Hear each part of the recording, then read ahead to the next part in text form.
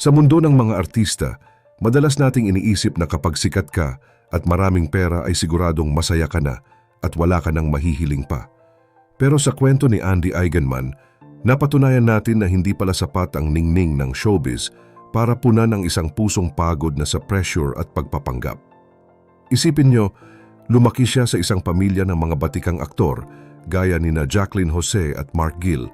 Kaya naman bata pa lang ay tila nakatadhana na siya sa harap ng kamera. Noong sumikat siya ng husto dahil sa Agua Bendita, nakuha niya ang atensyon ng buong Pilipinas at naging isa sa pinakamalaking young stars ng kanyang henerasyon. Pero sa likod ng bawat palakpak at magagarang damit, unti-unti na palang nawawala ang kanyang sarili dahil sa bigat ng ekspektasyon ng mga tao. Ang tanong ngayon, ano nga ba ang eksaktong nangyari sa kanya sa gitna ng kanyang tagumpay at bigla siyang nagdesisyon na iwanan ang lahat at mamuhay ng simple sa malayo? Pero bago po ang lahat, baka pwedeng palike ang video na ito. Dahil napakalaking bagay na ito sa aming content creators. Maraming salamat po. Hindi naging madali ang buhay ni Andy sa loob ng industriya dahil hindi lang sapat na maging magaling ka, kundi kailangan mong maging perpekto sa bawat oras.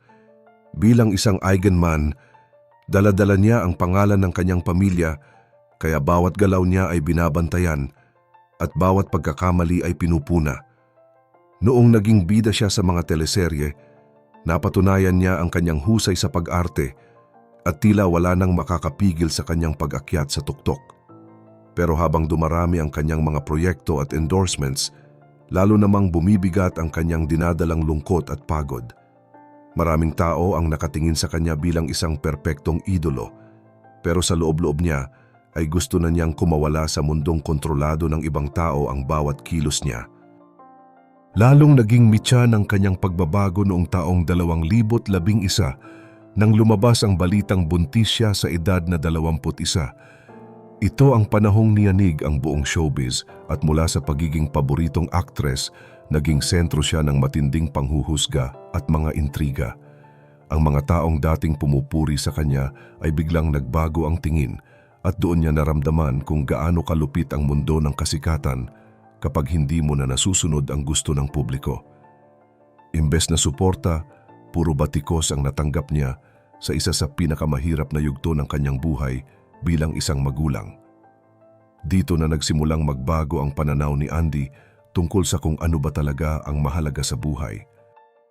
Hindi lang ang sarili ni Andy ang naapektuhan ng mga intriga dahil nadamay din ang aktor na si Albi Casino na itinuro noon bilang ama ng kanyang dinadala. Dahil sa laki ng balitang ito, maraming oportunidad ang nawala kay Albi at talagang nasira ang kanyang imahe sa harap ng publiko. Pero sa likod ng lahat ng usap-usapan, may isang katotohanang matagal na naitago. Ang komplikadong relasyon ni Andy kay Jake Ejercito.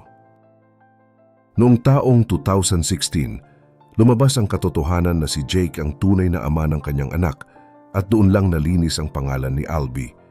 Pero kahit naayos na ang issue sa pagiging magulang, ang sugat na iniwan ng pangyayaring ito sa puso ni Andy ay hindi basta-basta naglaho.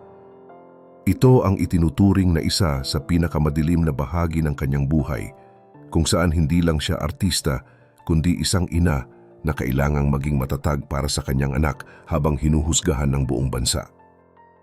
Sa kabila ng lahat ng sakit, pinili ni Andy na bumangon at bumalik sa pag-arte para ipakita na hindi siya basta-basta susuko. Umabot pa nga siya sa puntong nakasama siya sa Cannes Film Festival sa France, isang karangalan na pangarap ng bawat artista sa Pilipinas.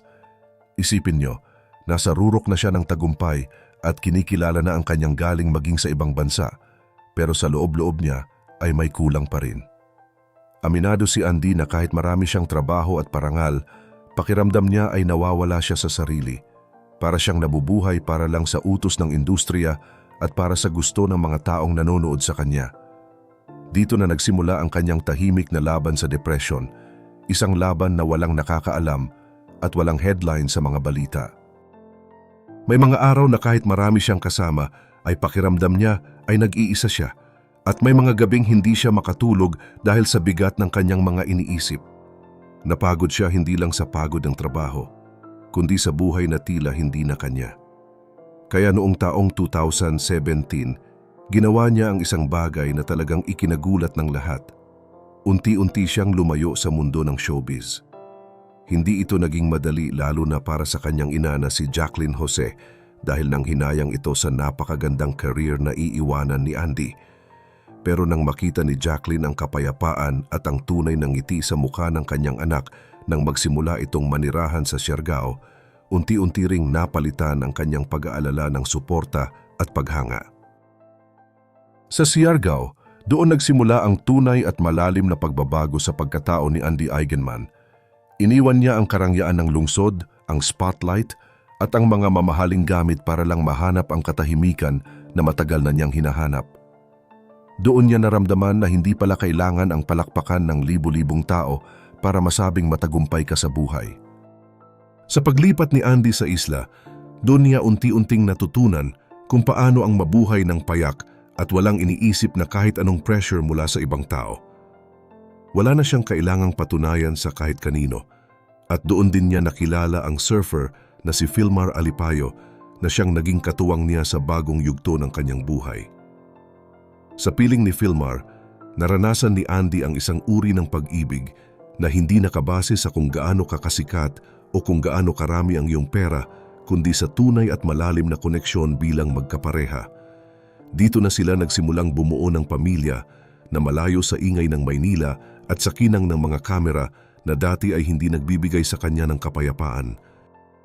Pero kahit nasa paraiso na siya, hindi rin naging madali ang lahat dahil hinarap ni Andy ang tinatawag nating postpartum depression matapos niyang manganak.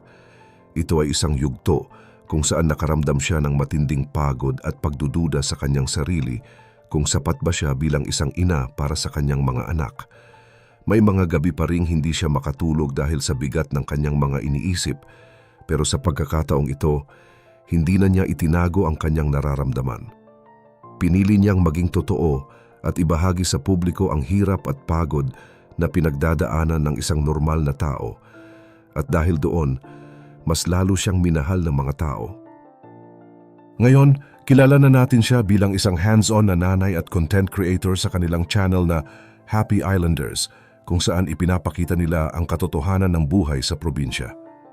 Hindi rin naging perpekto ang relasyon ni Andy at Filmar dahil dumaan din sila sa mga matitinding pagsubok at mga isyu na sumubok sa kanilang katatagan. Nasaktan si Andy sa mga pagkakataong iyon, pero pinili nilang mag-usap ng maayos, magpatawad at higit sa lahat ay ipaglaban ang kanilang pamilya. Pero sa gitna ng lahat ng ito, dumating ang mga pinakamasakit na dagok sa buhay ni Andy. Ang pagkawala ng kanyang ama na si Mark Gill noong 2014 at ang biglaang pagpanaw ng kanyang ina na si Jacqueline Jose noong 2024.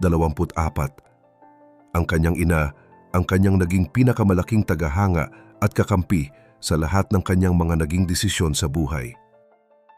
Bago pumanaw si Jacqueline, nag-iwan ito ng isang sulat para kay Andy na naglalaman ng mensahe ng pagmamahal at paghanga sa pinili nitong landas sa probinsya. Napakahalaga ng sulat na iyon para kay Andy dahil ito ang nagsilbing patunay na naintindihan at tinanggap ng kanyang ina ang kanyang paghahanap ng katahimikan. Inamin ni Andy na ang pagdadalamhati niya ay isang mahaba at madilim na paglalakbay, pero pinili niyang bumangon para sa kanyang mga anak at para sa kanyang sarili.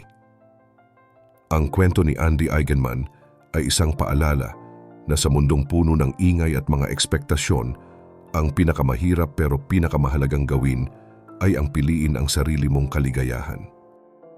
Sa pagtatapos ng kwentong ito, malinaw na sa atin na hindi pera o kasikatan ang tunay na sukatan ng tagumpay, kundi ang kapayapaan ng ating isip at ang pagmamahal ng ating pamilya. Kayo, sa tingin nyo ba ay may mga bagay din sa buhay nyo ngayon na kailangan nyo ng bitawan para mahanap ang inyong tunay na sarili? Minsan ba ay nakaramdam din kayo na parang nabubuhay lang kayo para sa gusto ng ibang tao imbes na sa sarili nyong pangarap? Ibahagi nyo ang inyong mga kwento sa comment section dahil gaya ni Andy, lahat tayo ay may kakayahang bumangon at magsimula muli kahit gaano pa kadilim ang ating pinagdaanan. Huwag rin kalimutang mag-like at subscribe para sa mas marami pang updates gaya nito.